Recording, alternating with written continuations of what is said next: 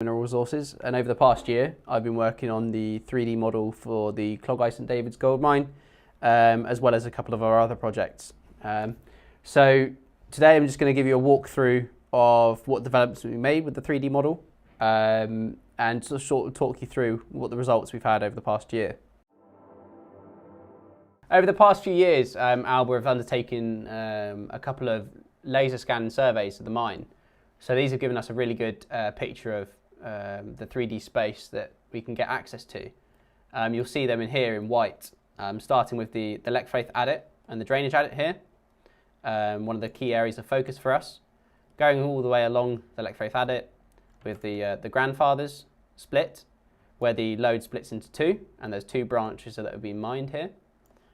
Further along we see the 710 stopes at the end of the Lekfaith adit, and then we actually see a crosscut across to the Jack Williams lode, where shaft 1 exists down here, and also the service ladderway starts from down here. We also have a slightly older laser scan that Alba undertook before this recent phase, which scans the accessible workings on the Tinny Cornell level.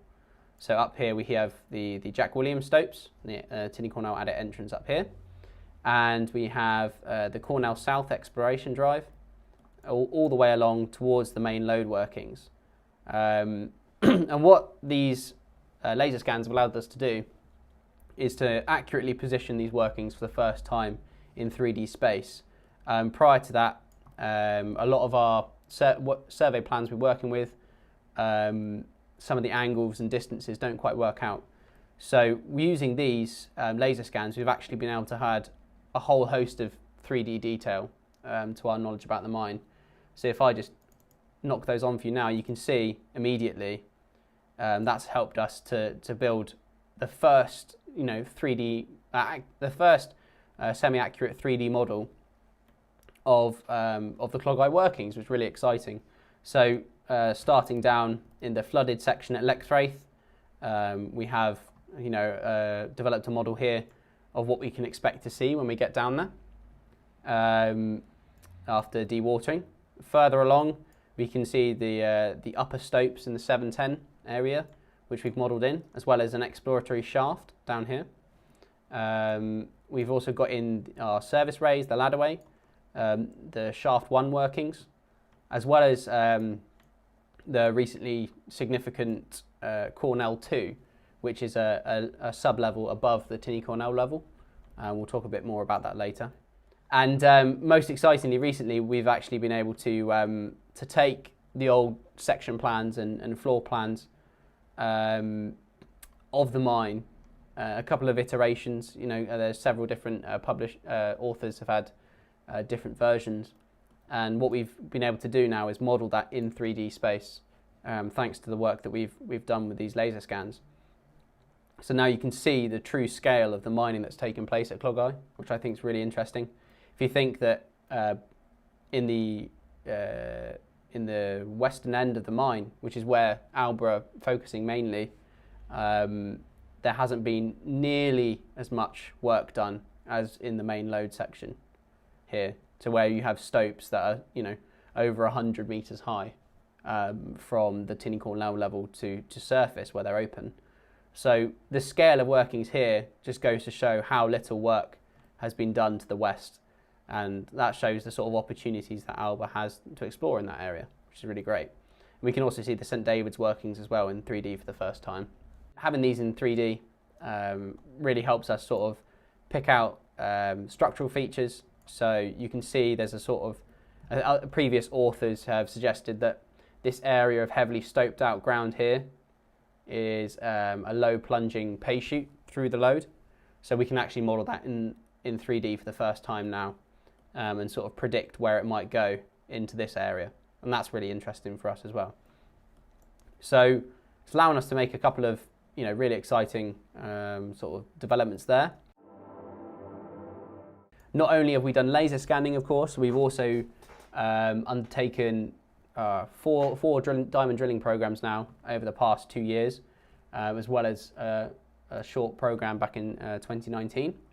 So that started in the September of 2020 with a series of underground drill holes, which I've just popped on for you now. You might remember from RNSs back around Christmas 2020 that actually we intercepted some grade in this structure here. I think there was a sample at just over 1 gram per tonne in that one. And it was quite interesting for us as obviously it's between or potentially below some greenstone sills, which is encouraging to us as that's one of the historical controls on grade that has been identified by previous workers. We inferred from that this structure was also hit in this hole here in L003, and we believe that structure continued along strike and linked up with the Jack Williams lode. So immediately following on from that, we started with surface drilling. So again, you might remember throughout the start of 2021, we were drilling a series of 10 holes from near the Lexwraith yard out underneath the Lexwraith pay chute, and we intercepted that both along strike and at depth of existing workings. We actually proved the existence of that lode around about 120 metres below known workings. So that was really exciting for us, and that shows that vein system is actually continuous at depth. So again, you can see that in terms of pure size comparisons, this area is a lot more worked out than this small section here. So there still remains a lot to be done in terms of mining in that area. So the results of the phase 1 surface drilling, as you can see here, we've been able to model what we know as the lower lode, so this red structure here, and the upper lode. So the upper lode is a series of sort of narrower structures that are quite close to the lower lode, which is interesting because previously workers hadn't identified that there were two major loads within this Lexwraith pay chute system.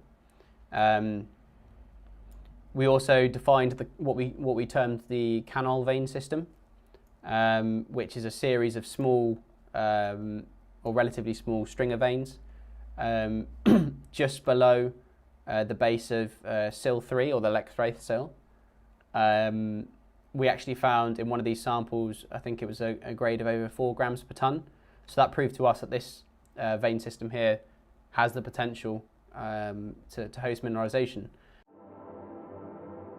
So last year in the summer, we took a double-pronged approach to following up on those drilling results. So we did phase 2 underground programme, 4 holes, and we also followed up with a surface programme, again, of 10 holes. Now, these were both targeting the Jack Williams extension structure.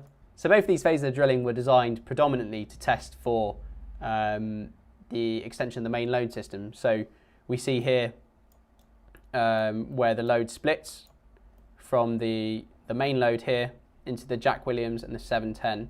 So we were targeting the Jack Williams branch of that main lode system. What the drilling discovered actually was that there was not one but 2 branches in that area. So what our drilling was then designed to do was to hit that between our known intercepts from the 2020 underground drilling and have a bit of infill closer to where the target lode was worked. So one of the great things about the phase 2 surface program was we pushed the holes out underneath the Lexwraith adit. What that allowed us to do was actually prove that the 710 and grandfather's structures continued below existing workings. Again, it has to be said that not a lot has been done on these structures below Lexwraith or even above Lexwraith level, so proving that they continue below is really exciting for us as well. Historical workers believe that this 32 metre trial drive was driven on the 710 lode. When we sort of plotted that up in 3D, we realised that actually the 710 lode could not possibly link up with that level. The strike and dip was just not right. So that leads us to believe that actually this level here was driven on a quartz vein that is not the 710, it is not the Jack Williams. So we projected our intercepts from phase 2 and it matched up perfectly with this Cornell 2 sublevel. And that now leads us to believe that actually there is another lode in between the 710 and Jack Williams loads, and we've deemed that the new branch lode. So with this western extension of the main lode system and the downward continuation of the Lechfraith pay sheet, Alba has significant near mine targets that haven't been exploited at a scale anywhere near the same as the main lode workings that we've now modelled. The ground to the west of the Cornell adit represents a key focus for the company going forward, and throughout 2022 Alba will be aiming to continue the progress made in exploring this region.